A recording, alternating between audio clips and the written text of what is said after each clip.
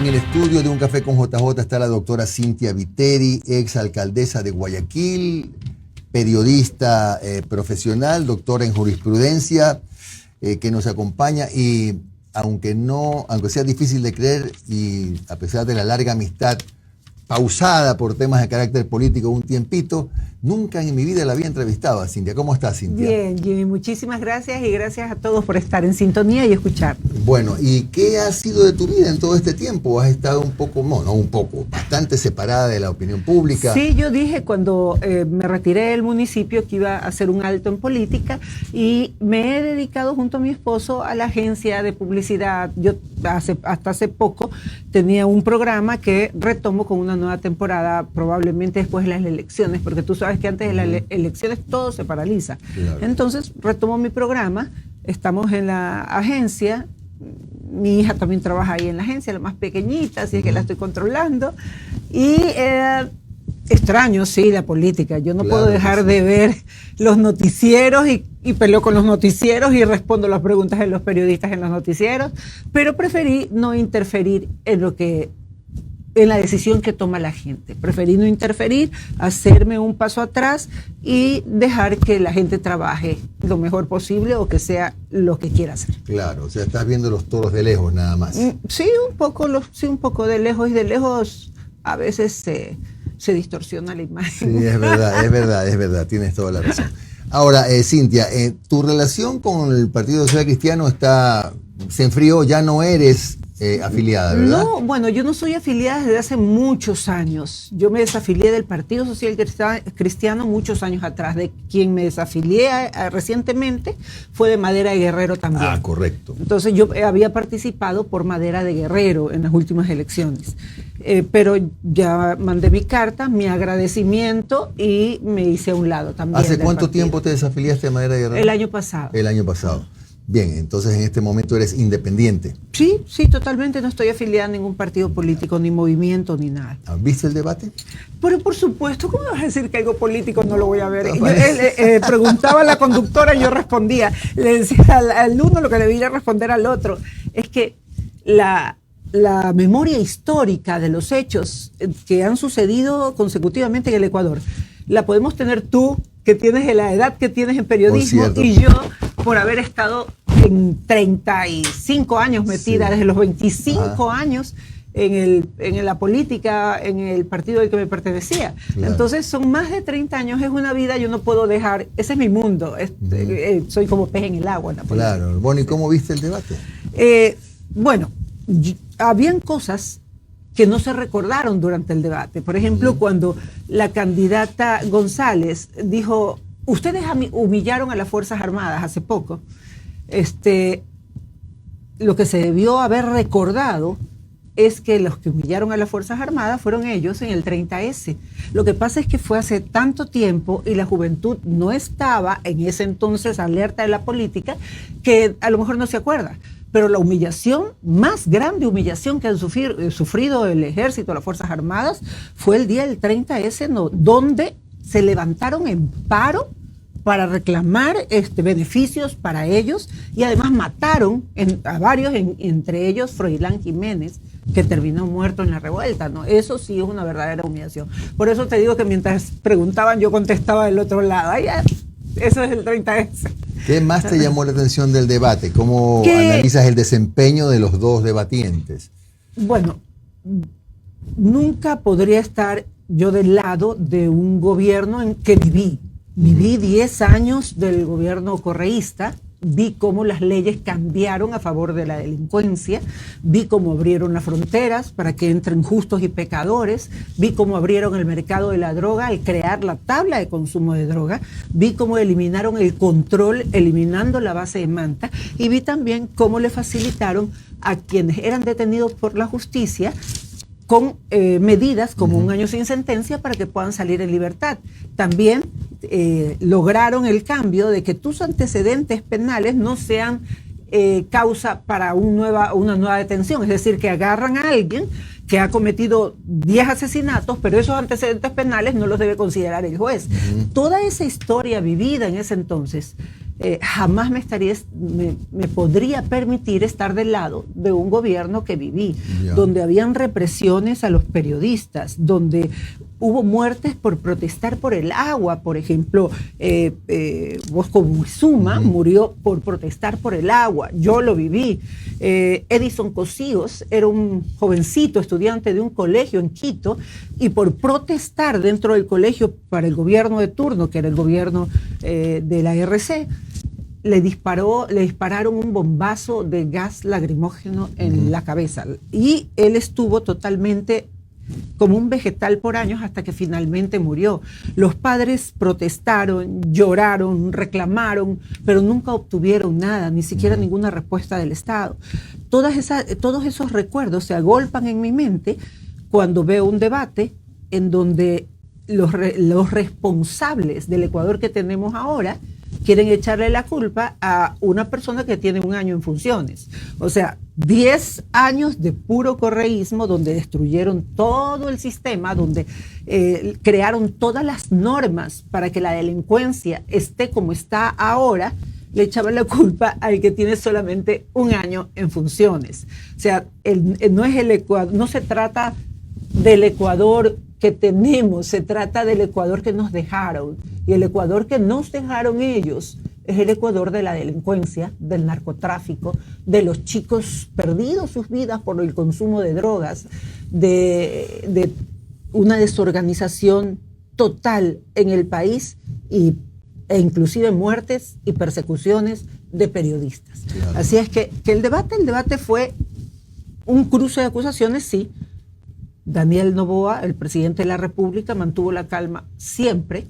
La candidata González no suele mantener la calma y no se da cuenta que en televisión, y tú lo sabes, la pantalla está dividida y mientras el otro hablaba ella hacía caras. Eso denota inseguridad total.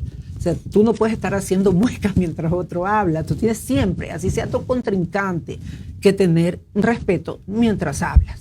Si tú y yo estuviéramos en un debate, tú hablas y yo no estaría haciéndote muecas porque no soy una mímica, ¿no?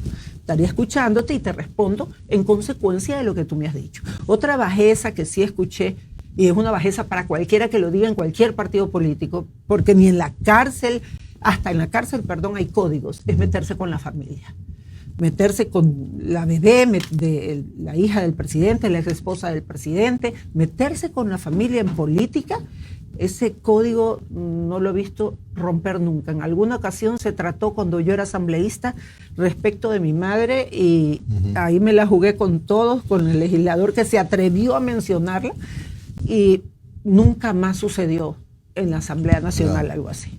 Cintia, entonces, por descarte, tu apoyo, si es que en el camino tienes que manifestarte de alguna manera, es por Noboa. Totalmente. Por Noboa. Totalmente, es un joven que ha tenido 1 año recién para tratar de arreglar, los 10 primeros años correístas, luego los 4 años siguientes del gobierno de Moreno y de ahí 2 años del gobierno del señor Lasso, quien fue retirado de la presidencia a través de la muerte cruzada, retirada asamblea, retirado el presidente. Entonces, tú no puedes juzgar a una persona que se hace cargo de toda esta catástrofe de 14, 15, 16 años y que la resuelva en 1.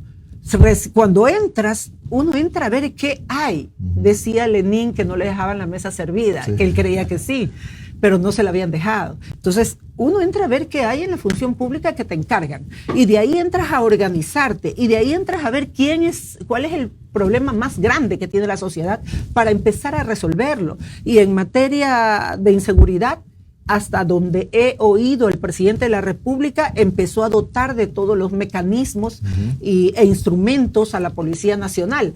Pero, Jimmy, no estamos peleando contra simples delincuentes. No, claro. Este es crimen organizado, sí. Uh-huh. Ya Ecuador no se volvió solamente un país de tránsito de la droga, se volvió un mercado apetecible para cualquiera porque aquí había permiso de consumir lo que sea y aquí no hay microtraficantes. Ese es un mal término para quien vende pequeñas cantidades. Todos son narcotraficantes porque la gran cantidad se divide en micro cantidades para llegar al joven y para poderlo destruir mentalmente y que se haga dependiente y que luego sea su cliente permanente. Un negocio a través del cual inclusive se lava dinero en el Ecuador en grandes cantidades y está también infiltrado en la política, está infiltrado en la justicia, está infiltrado en todos los niveles que se puedan decir. Ahora bien, si en tus manos estuviera, por ejemplo, no sé, agregar algo a lo que se está haciendo para combatir el narcotráfico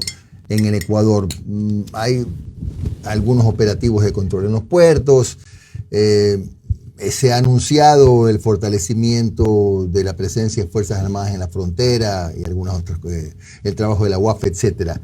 ¿Algo más falta? Tú, por ejemplo, ¿serías partidaria de cerrar las fronteras para evitar, debes saber que en el sur de Colombia hay 250.000, casi 300.000 hectáreas de coca? Ajá. Entonces, la frontera norte pues es el espacio por donde caudalosamente ingresa la droga.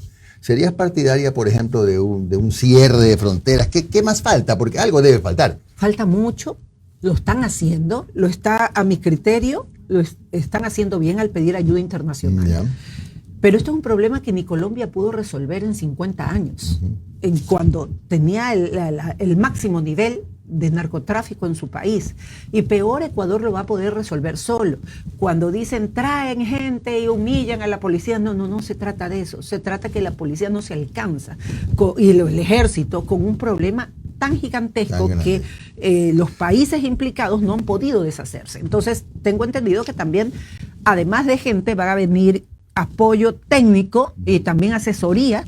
Y cuando hablaste del cierre de fronteras, sí, es muy necesario, pero lo que pasa es que la frontera no son 10 cuadras. No, por supuesto. Para poder cerrar la frontera son casi 600 kilómetros. Necesitas una cantidad inimaginable de soldados, pero el problema es cuando le dieron la libre entrada a todos sin pedir ningún requisito. Entraron justos, sí, gente justa y pecadores. Entonces no hubo un tamiz a través del cual Ecuador se pudiera proteger.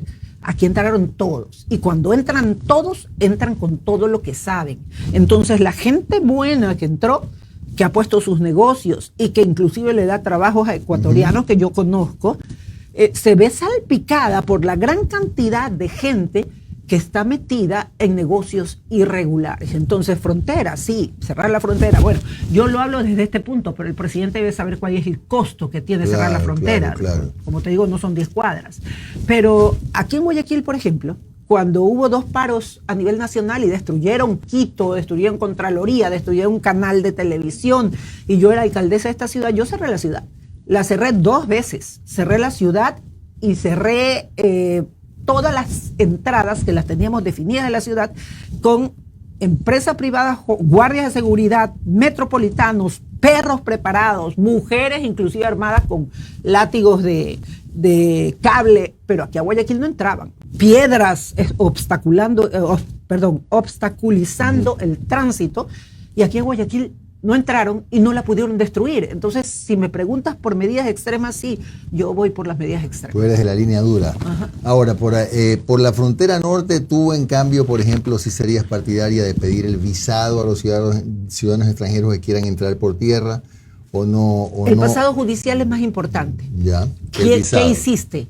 ¿Qué hiciste en tu país? ¿Eres gente que ha estado trabajando o tienes antecedentes judiciales? Si tienes antecedentes judiciales no pueden entrar al Ecuador, así de sencillo. O sea, tienen antecedentes judiciales o están huyendo del país, sino que aquí si te abren la puerta y te dicen que puede entrar cualquiera entra.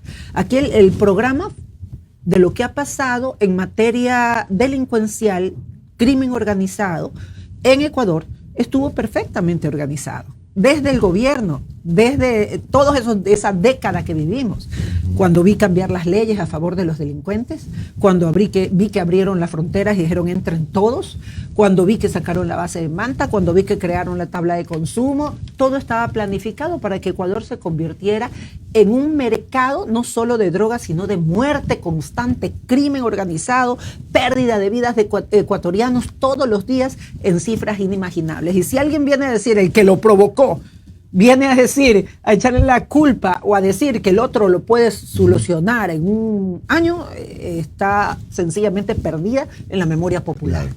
Cintia, hubo dos acontecimientos políticos el fin de semana, el viernes, sábado, domingo, que coparon la atención nacional. La visita de Noboa al presidente Trump, la entrevista, y el acuerdo político entre Pachacutic, sin la presencia de Isa, más allá de virtual, y Luisa González de la RC. ¿Cómo ves los dos acontecimientos? El primero me parece muy práctico y necesario, es que el presidente se haya reunido con el presidente de Estados Unidos, porque una de las noticias que salió inmediatamente era que los ecuatorianos que viven en Estados Unidos no eran prioridad en materia de deportaciones. Correcto. Hacia Ecuador. Entonces, que dio el primer resultado, lo dio.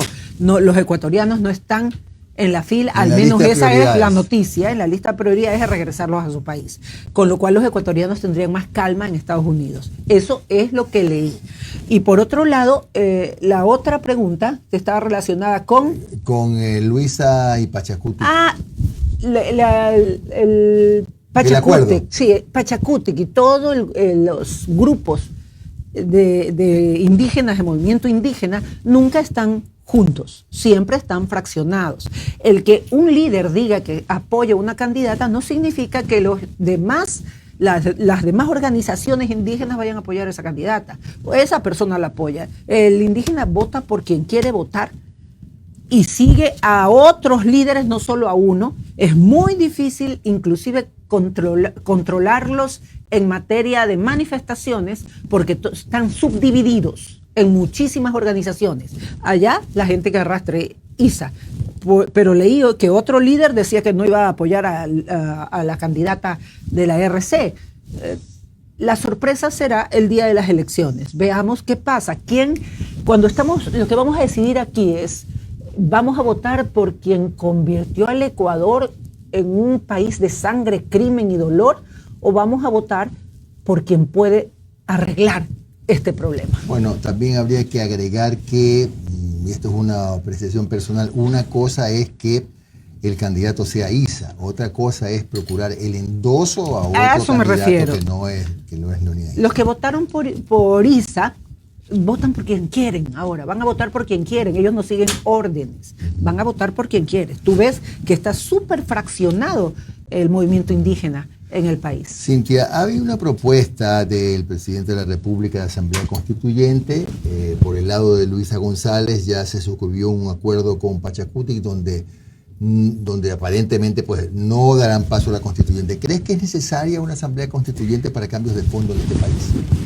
Para cambiar temas como los que están en la Constitución, por ejemplo, en la Constitución están todas las normas que protegen al delincuente y dejan a la víctima indefensa, están en la Constitución.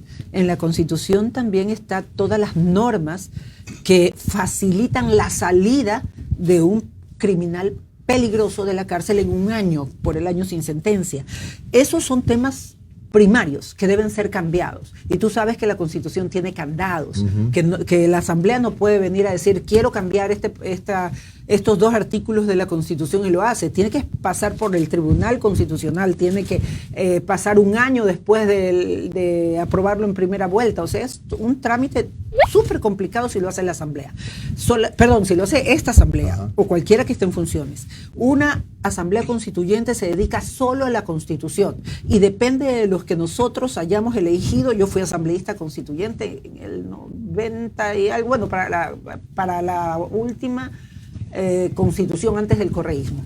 Esa asamblea va a dedicarse solo a la Constitución y a poder sacar la basura de ahí que permite que el Ecuador ahora esté lleno de personas peligrosas y criminales. Claro. Ahora, entonces sí estaría... Sí, porque también eliminarían, ¿no?, el Consejo de Participación Ciudadana, que no es sino, y ahora lo estamos viendo, una manera más fácil de tomarse los organismos de control. Porque antes, bueno, lo hacía la Asamblea, tenían que convencer a 100 y pico de legisladores. Ahora solamente tienen que tener 5 votitos y ya. Claro. Les sale más rápido fácil y más barato. Y además, sí, más fácil y más barato.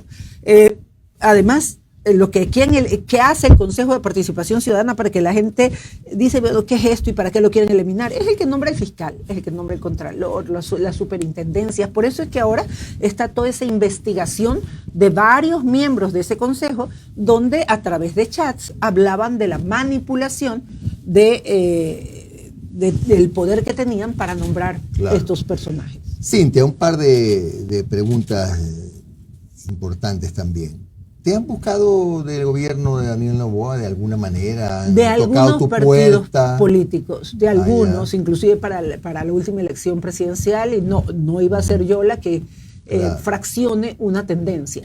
Y con el presidente he tenido conversaciones, sí, de repente, informales, sí, nada que sea de comentar. No te voy a preguntar cosas que todavía están lejanas, como por ejemplo qué vas a hacer, si vas a ser candidata, eso falta todavía. Mucho falta, pero no tenemos mucha agua. Que centrar en quién va a ser presidente. Estamos de acuerdo. No te voy a preguntar de eso, pero sí te voy a consultar si acaso en tu futuro está la intención de volver a hacer política, nada más que eso, sin precisar qué es lo que, a dónde apunta. Mira, es como preguntarle a un pez si se siente bien fuera del agua. Claro. No, yo crecí en eso desde los 25 años, crecí en medio del conocimiento, de la política, del debate, el debate serio, no esos debates que se intercambian en apodos y todo eso, no, el no meterse jamás con la familia. Yo tenía otra clase de legisladores a mi lado en ese entonces. Ahora la Asamblea, si tú la escuchas, no tiene nada que pueda aportar para reformar leyes que beneficien a la gente. No, ahí se ponen también a discutir quién tuvo la culpa, como a jugar, ¿no? Ping pong. La culpa la tuviste tú, no, la culpa la tuviste tú. Y aportes a la nación, nada. Ojalá que la nueva Asamblea se centre en la gente y en quién los eligieron, no a qué partido se pertenece. Finalmente, Cintia, esta entrevista que hemos tenido hoy día, ¿significa tu regreso a la palestra pública? No, vine porque tú me llamaste y eres mi solo amigo. por eso. No he ido a más entrevistas. Tampoco me han tienes invitado, gracias, los compañeros periodistas a varios medios de comunicación, pero prefería dejarlo de lado hasta que venga la segunda vuelta y poder charlar sobre el futuro de nuestro país y lo peligroso que puede ser, que un régimen igual al de Venezuela se vuelva a instalar en el país, porque primero se quedaron 10 años, sí, pero Maduro se quedó toda la vida, y ahora si regresa el mismo régimen no se va a ir en 10 años, claro. Ojo, harán todos los cambios necesarios para quedarse como se quedó el régimen de Maduro por siempre, aun cuando a la gente no le guste. Entonces tu regreso a las bambalinas de la política será solamente para advertir a la gente. Después de la segunda vuelta. Después de la segunda vuelta. Bueno, Cintia, ha sido un gusto entrevistarte. Para mí también, gracias, Jimmy. Gracias. Fue la doctora Cintia Viteri, ex alcaldesa de Guayaquil, ex asambleísta, congresista, periodista, que estuvo con nosotros.